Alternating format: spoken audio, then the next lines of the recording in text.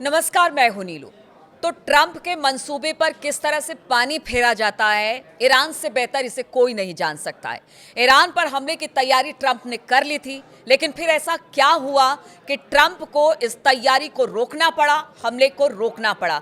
वो क्या वजह थी, किसकी वजह से कहा गया कि एक होटल को निशाना बनाने के लिए भी ईरान तैयार हो गया। क्या है पूरी खबर, किस तरह से जानकारी से लेकर मिल रही है, बातचीत करने के लिए मयंक मेरे साथ जुड़ गए हैं। मयंक, ट्रंप जो चाहे कर रहे हैं, इस वक्त टैरिफ लगा रहे हैं, हमला कर रहे हैं, धमकी दे रहे हैं, लेकिन ईरान ने किस तरह से ट्रंप को पीछे बैकफुट पे धकेला, धकेल दिया। वो एक बड़ी खबर अब इसे लेकर सामने आ रही है। वो बड़ी खबर क्या है जिसकी वजह से अमेरिका को पीछे जाना पड़ा? देखिए, ये बहुत बड़ा खुलासा हुआ है, सनसनीखेज खुलासा हुआ है कि आखिर क्यों ट्रंप को अपना पहला प्लान ईरान पर हमले का रोकना पड़ गया। देखिए, जब ये खबरें आ रही थी कि अमेरिका के जेट्स जिन्हें टेक ऑफ किया ईरान पर हमला करने के लिए, उसके बाद एंड टाइम पे बताया गया कि ट्रंप ने ऑर्डर किया और स्ट्राइक को जो है वो रोक दिया गया। अब देखिए, इसके पीछे की जो वजह बताई गई, बड़ी वजह ये थी कि कतर ने और सऊदी अरब ने दोनों ने ये चिंता जताई और ये कहा ट्रंप को कि आप भाई ईरान पर हमला मत करें, वरना ईरान के मिसाइल से जो है हमारे बेसिस को खतरा हो जाएगा, हमें खतरा हो जाएगा। इस तरह की खबरें आई।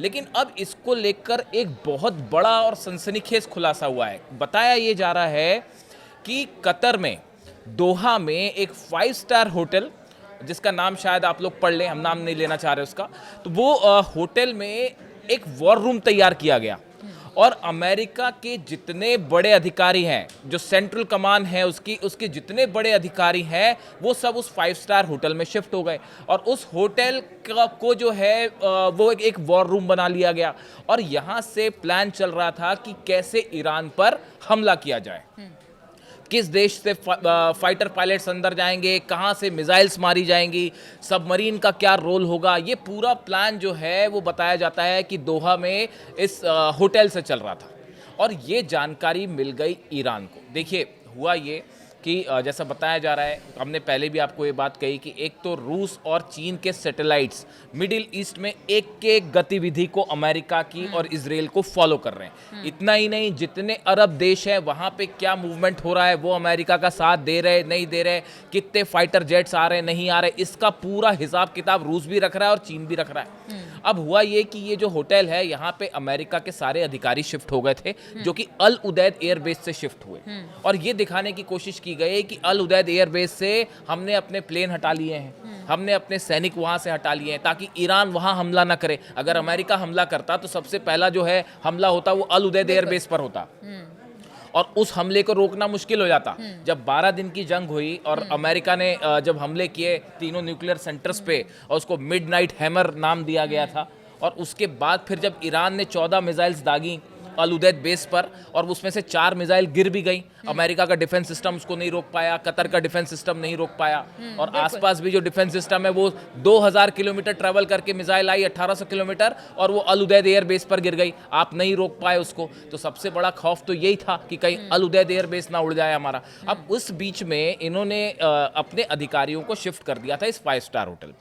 अब हुआ ये कि ये जो स्ट्राइक होने की बात चल रही थी कि बस ये हमला होने वाला है, हमला होने वाला है, इसी बीच ईरान के एक कमांडर की तरफ से ये चेतावनी आ गई, ये बात अमेरिका को और कतर को कह दी गई कि आपने जिस होटल में अपना वॉर रूम बना रखा है उसकी एक एक जानकारी है हमको, वहाँ आपके कितने अधिकारी हैं, कितने कमांडर्स हैं, उसके बारे में हम सब कुछ जानते हैं और अगर हमारे एयर स्पेस में आप अंदर आए तो सबसे पहले आपका ये जो आपने वॉर रूम बना रखा है, पहली मिसाइल यहीं गिरेगी। बिल्कुल से तहस नहस कर दिया जाए। सबसे पहला हमला जो है वो उस वॉर रूम पे होता जो अमेरिका ने बना रखा था, अपने अधिकारी जो कतर में जिस होटल को दोहा में जहां पे वॉर रूम बना रखा था, ईरान की तरफ से धमकी आई पहली मिसाइल हम यहीं मारेंगे साहब। और उसके बाद जो है कतर और सऊदी ये दोनों एकदम से डिफेंसिव मोड में आ गए, जैसा जानकार बता रहे। अब ये खबरें कई जगह है, फॉक्स न्यूज़ ने भी इसके बारे में छाप रखा है, न्यूयॉर्क टाइम्स में भी अलग अलग खबरें हैं इसको लेकर। आप अगर सबको जोड़ के देखें तो आपको एक घटनाक्रम पूरा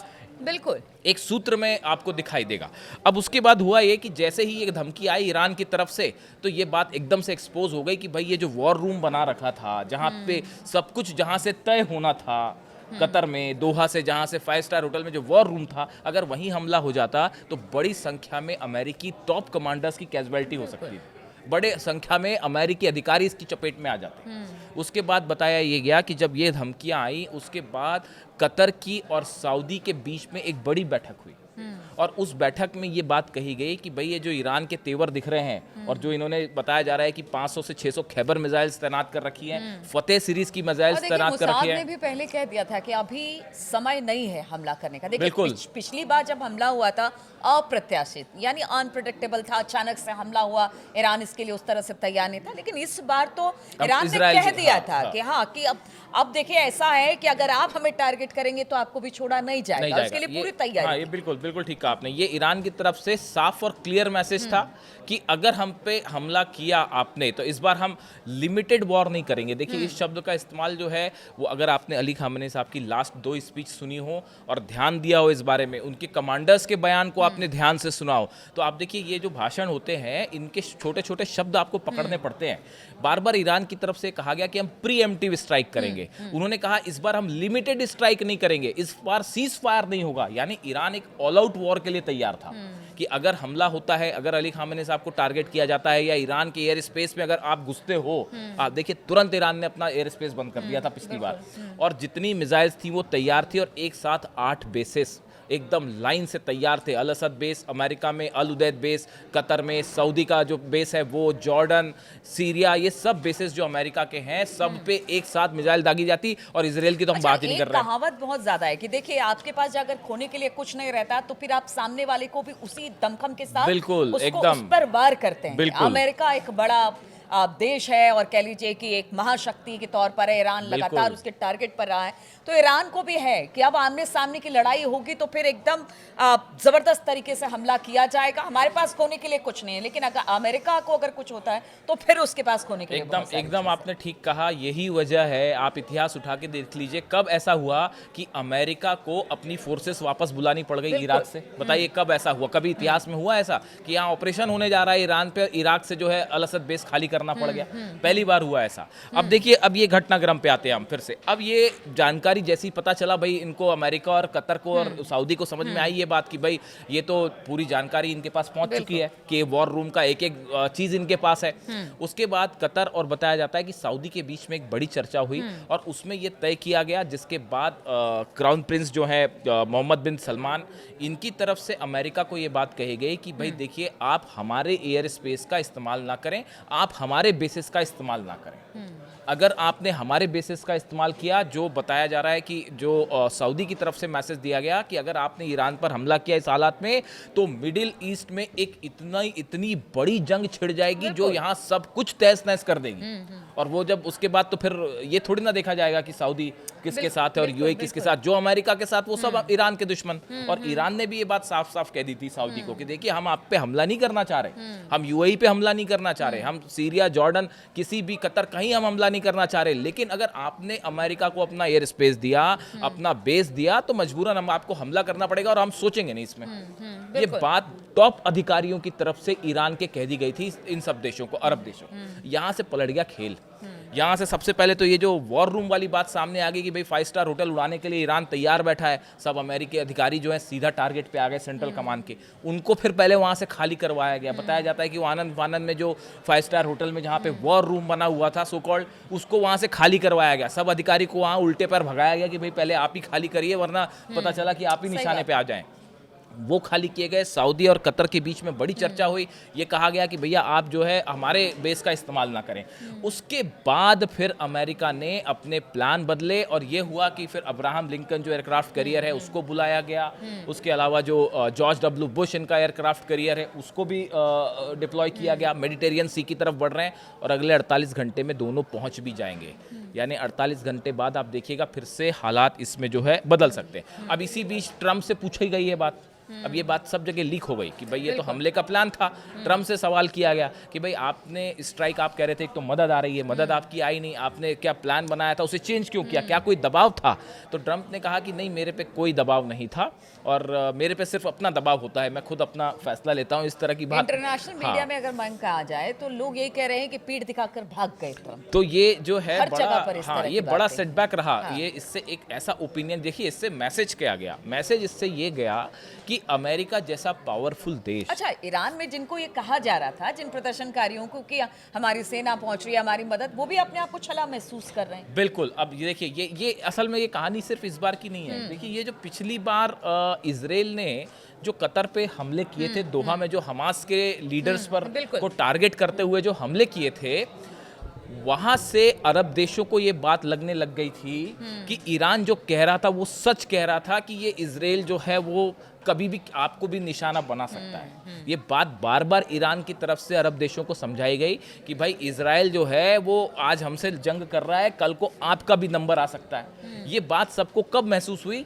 जब इजराइल ने जो है वो कतर में जो है दोहा में स्ट्राइक्स करी और हमास के लीडर्स पे, वहां से जो है वो ये बात सबने महसूस अच्छा, की। अमेरिका इजराइल पर विश्वास करके अगर ये अरब देश ईरान का साथ छोड़ते हैं तो ये बड़ा नुकसानदेह तो हो ये सकता है। नुकसानदेह ये हो इस बार सकता इनको है। महसूस हुई हाँ। और इसी वजह से सऊदी और कतर की तरफ से फिर बताया जा रहा है कि बाकी कई देशों ने भी ये बात कही कि भाई आप जो है हमारे एयर स्पेस का इस्तेमाल ना करें। उसके बाद सेकेंड प्लान पे अब जो काम चल रहा है, देखिए ईरान को अभी भी घेरने की तैयारी हाँ, चल रही है बिल्कुल, और है। बड़ी तैयारी चल हाँ, रही है। है। पूरे जहाज जो है, दोनों एयरक्राफ्ट कैरियर आ गए हैं। कई सारे ऐसे जहाज जो एयरक्राफ्ट कैरियर नहीं है, वो भी जो है उनको जो डिस्ट्रॉयर्स कहते हैं उनको, वो पहुंचने शुरू हो गए। मेडिटेरियन सी में, रेड सी में आसपास आने शुरू हो गए और इसके अलावा बड़ी संख्या में सैनिकों को भेजना भी शुरू हो गया। हाँ, क्योंकि व्हाइट हाउस की तरफ से आदेश, बयान हाँ, बयान आए आया। थे कि देखिए हमले का विकल्प अभी भी खुला हुआ है। बिल्कुल इस बिल्कुल। तरह की तो चीज़ें। ये जो बिल्डअप हो रहा है ईरान के चारों तरफ, ये बता रहा है कि अभी मामला जो है 48 घंटे बाद निकल के सामने आएगा कि क्या हो सकता है।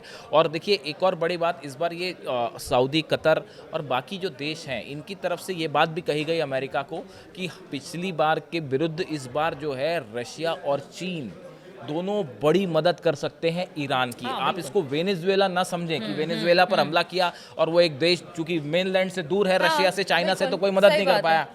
लेकिन ऐसा ईरान के साथ नहीं है, तो वेनेजुएला मत समझिए। और यहाँ से जो है, ये जो 5 स्टार होटल में वॉर रूम बनाने वाली बात थी और जो ईरान के एजेंट्स को पता चल गई, ईरान की खुफिया एजेंसीज को पता चल गई, और वहाँ से जो है ये पूरा मामला पलटा और उसके बाद इन अधिकारियों को वहाँ से छोड़ना पड़ गया और यहाँ से पलट गया ट्रम्प का पहला प्लान। तो देखिए, पहला प्लान तो ट्रंप का पलट दिया ईरान ने, जिस तरह से हमले को लेकर लगातार प्लानिंग अमेरिका की हो रही थी।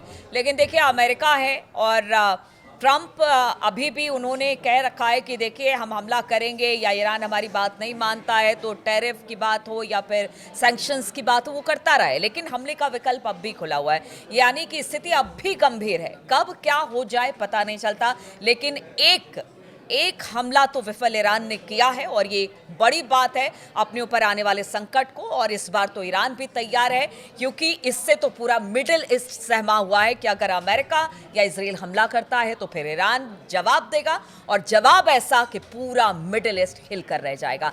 चलिए, इस तरह की खबरों पर लगातार हमारी नजर बनी हुई है। तमाम अपडेट्स लेकर हम आपके पास आते रहेंगे। फिलहाल बहुत बहुत शुक्रिया आप सभी का हमारे साथ इस चर्चा में शामिल होने।